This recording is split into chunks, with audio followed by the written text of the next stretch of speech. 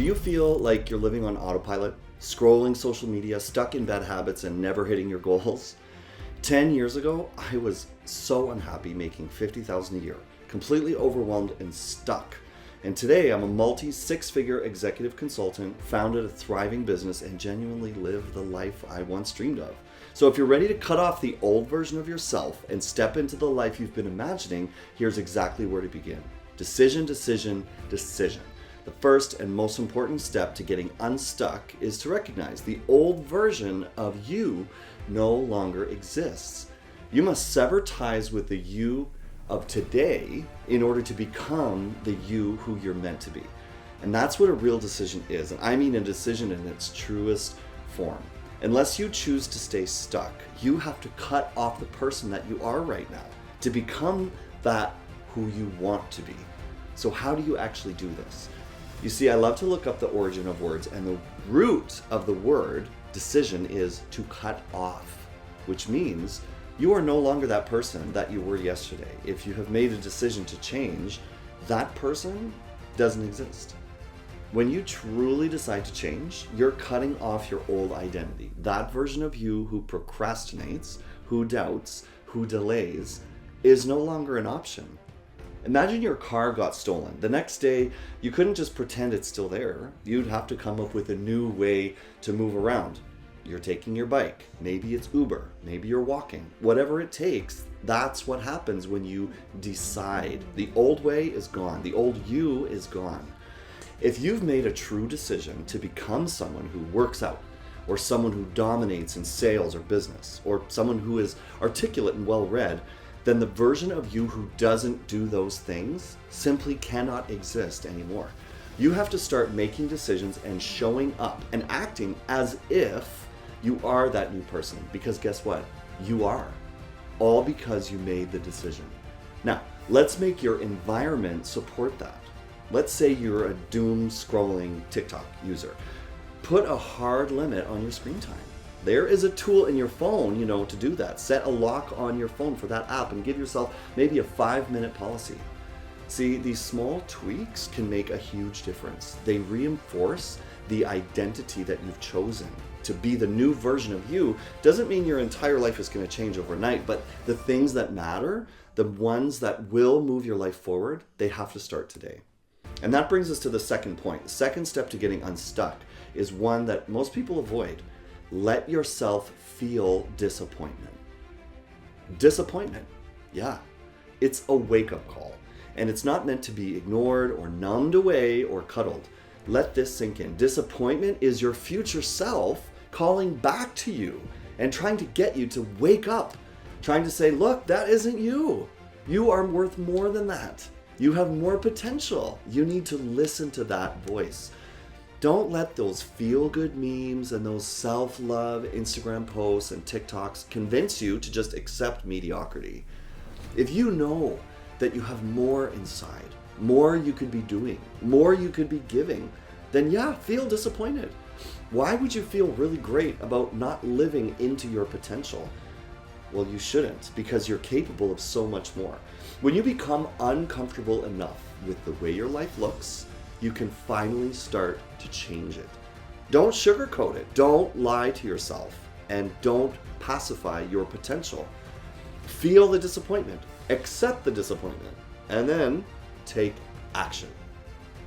Look, I used to dread an annual leadership conference. Every year, the same guy in my role from another company would show up spouting book titles, industry trends, smart opinions, and actually have good things to say. And it wasn't to impress anyone, it's simply because he was really successful and he loved what he did. He was well-informed, well-traveled, and I felt like a total imposter. Half the time, I didn't even know what he was talking about. And one year, I hit my breaking point. Instead of avoiding the discomfort, I turned it into fuel. I devoured blogs, podcasts, books. I went to events. I asked better questions. I got mentored. And eventually, I ended up winning a national award because of it. The next year, I walked into that conference different. I was dressed different. I was prepared. I had thoughts. I belonged. See, I didn't lie to myself and pretend that those things he was talking about were not important, because they were. And that brings me to my next point, vision. Decide what you want your life to look like. You cannot create the life you love if you don't first define it. And look, if I'm being honest, about 3 years ago, I gave up on my goals. I withdrew. I got quiet. I convinced myself it was easier to just stay small. I felt insecure. I lacked confidence. I was terrified of what other people would think of me. I even turned down the chance to speak at a massive national workshop that I was already going to be attending because I didn't feel good enough. I then sat in the audience of a few thousand people with an electric energy in the place. I sat right in the back row, 30 minutes late, hiding under a ball cap. And I realized I could have had such a meaningful contribution here. But fear had me watching from the sidelines. And that moment changed me. I said, I refuse to be the person who doesn't have the life they want. So I took full ownership and I asked myself some important questions. I sat down and said, what do I want personally? What are my fitness goals? What do I want to look like? What kind of a family do I want to have? What friends do I want around me? What mentors do I want to have access to? Like, what opportunities am I chasing? How much money do I want to earn? How do I want to be giving back? And to who? What matters to me? Because I thought, if I'm not confident in myself now, I will never create the impact that I was put on this earth to make. So here is your task. I want you to pause this video, open up your notes app on your phone, and write down your personal, professional, and financial goals. This is how you're going to give your future self a blueprint to follow starting today. Okay, step 4, track your progress. You can have a dream life and still feel stuck if you're not seeing daily movement. One of my best habits is planning my day the night before. It's called the Ivy Lee method. Go and look it up and start using it. I never go to bed or never finish the day without knowing how I'm spending tomorrow. I look at my calendar, my meetings, my books, my focus blocks, and I ask, where can I make deposits towards becoming my future self in tomorrow's calendar? Every small little action is a seed, and when you sprinkle those seeds consistently throughout your day, you start to see results that you once thought were impossible. That's why I document and graph everything that matters to me. My sleep, I have an app for that. Workouts, I have an app for that. My muscle mass, my weight, what I eat, my revenue, my income. I look at my family time versus my work time versus my driving time, everything. Because when I see the line going up in the direction I want, when I see tangible results and progress, I stay motivated. And if you don't track it, you'll feel stuck, even if you're moving. So track those handful of things that really matter, and that's how you can create some change that actually compounds in your life. Okay, step 5, get out of the environment that's keeping you stuck. And I mean your physical environment. I don't hear people talking about this. Look at the space around you in your home, in your office, in your car.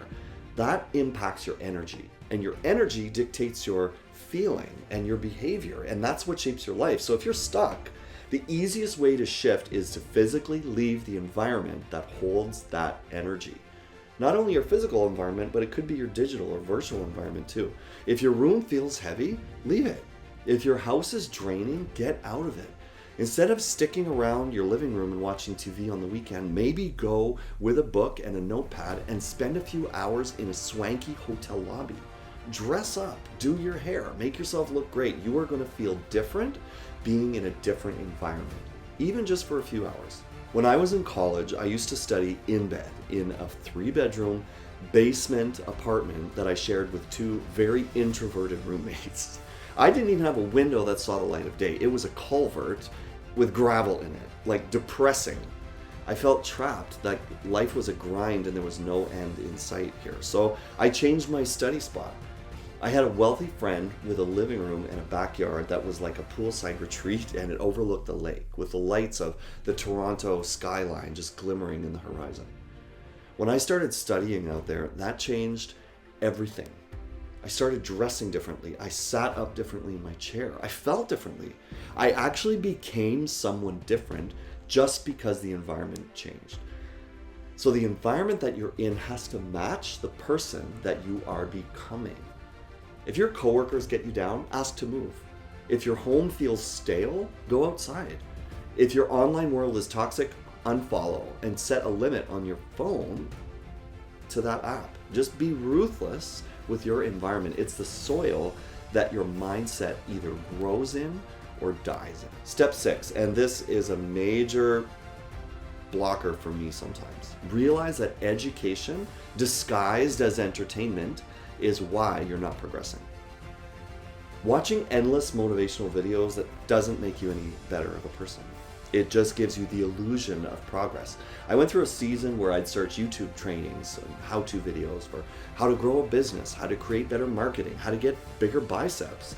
And I convinced myself that I was spending these hours and hours and hours in growth and progressing because I was gaining all this knowledge, but there was never any change.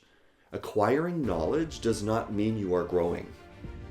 Changed results means you are growing. And you only get a change in your results by applying knowledge, not hoarding it. That's why many people today on YouTube, TikTok, and podcasts and all of the social media that they consume have no growth in their life. You might binge business advice, mindset tips, sales hacks, and never apply them. So here's the rule. Whenever you watch, read, or listen to something, you must act on it immediately right after. No exceptions. Don't chase the next podcast or seek out the next guru. Take what you have learned and do something with it. Right now, I challenge you, grab your phone, get out of your house, go and sit in a nice coffee shop that you've never been in or a swanky hotel lobby and start working there. Progress doesn't come from watching, it comes from moving and acting. And that brings us to step 7, and this is a tough one for some. Separate from people who don't support you. Separate yourself from anyone who doesn't support your growth. And no, it doesn't have to be dramatic. It doesn't have to be a big emotional breakup. It's just something I learned through watching a YouTube video and that I experienced actually, of being the guy who was unfriended by someone who didn't want to be around me. They had broken up with me as friends and I didn't even realize it. What they did was create slow, subtle distance. They got busy with things that mattered to them. And eventually the relationship faded out. So I've used that same approach with friends or colleagues who are no longer aligned, no longer driven at the level that I am. And the best way is just to create separation from them. Slow, subtle distance. You don't need to make other people wrong. Don't make the other person the bad guy. Just quietly separate yourself. Get busy working on you, building the life you actually want, that you no longer have the free time that you used to. Maybe you have friends that always want to go out and party on Friday or Saturday or Sunday.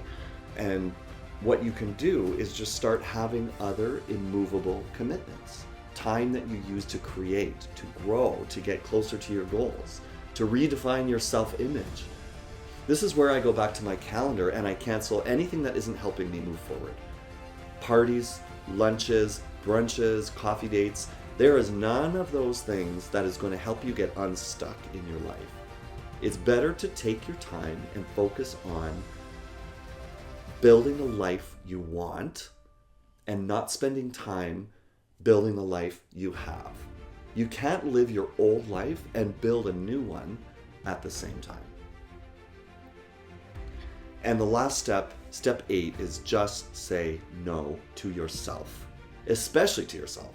I used to make up errands to do, but was unconsciously doing them to avoid doing real work. I would take a Saturday and say, okay, I need to get up at this time. I need to go to do groceries. I need to do Walmart. I need to get a haircut. I have to meet so-and-so for lunch. I have to go to the gym. I have to fill in the blank.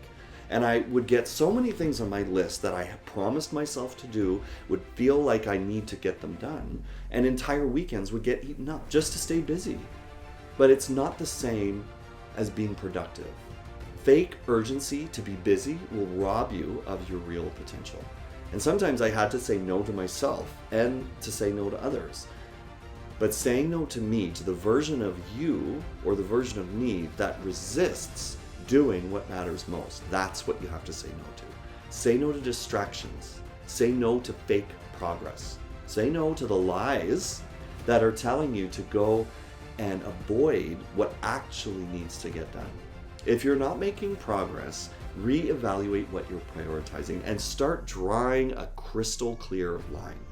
Say no to the things that aren't moving your life forward and say yes to the version of you who's already out there winning, waiting for you to show up. Now, if you want to take this even further, watch my video on how to create your dream life and start making it a reality.